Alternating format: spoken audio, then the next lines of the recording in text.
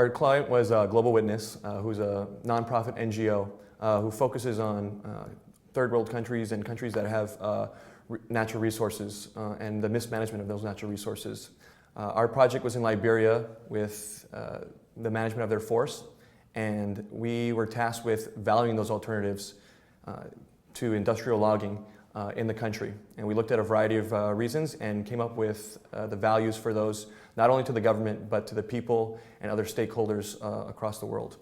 How valuable is industrial logging, and are there any alternatives that could be as valuable or more valuable uses of the forest?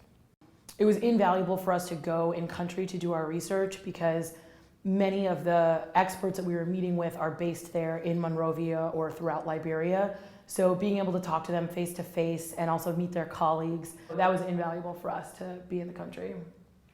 All that primary and secondary research from here, you hit a point where there's just only so much that you can get, and we needed so much data that we really couldn't have completed the project without going to Liberia. Liberian English is really different from American English, and there actually was quite a bit of a language barrier. So we would have access to people who could translate for us on the ground in the country, which was really great. And sometimes even just getting a hold of the right people was really, really hard. So being able to be in Liberia, in Monrovia, among this really tight-knit group of NGOs and global organizations, you were actually able to get in touch with all the important people you needed to get in touch with. In addition, we went into the bush.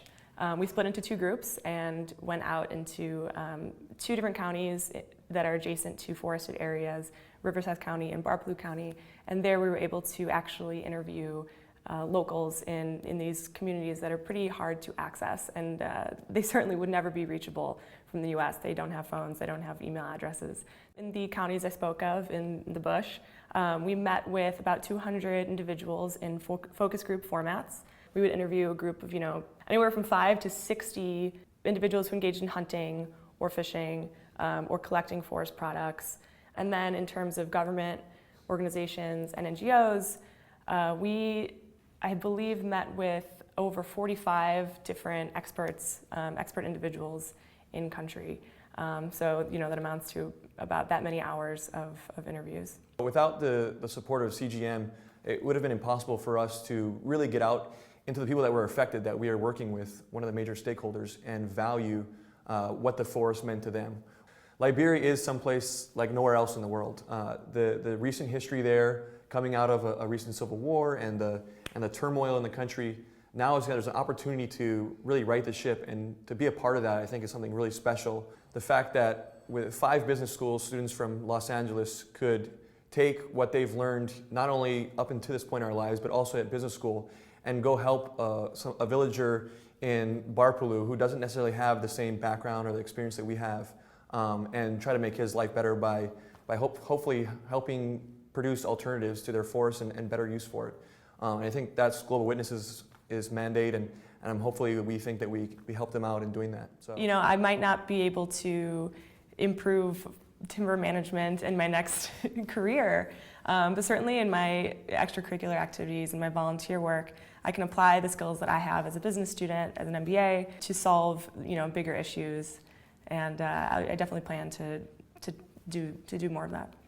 We all were so thankful of everything that not only Anderson but the CGM did for our project, and to give us this opportunity, and it is something that we will cherish for the rest of our lives and look back on as a once-in-a-lifetime opportunity. So I wanted to thank CGM on behalf of our team. To be able to go and see this place, a country that's emerging from decades of a really terrible history and slowly getting back on its feet, to actually be a part of that process and whatever little slice of work we were able to do and help them as they are growing into this new nation. It was really an honor to be a part of it, and a wonderful experience, and a sort of a capstone experience for our time at Anderson.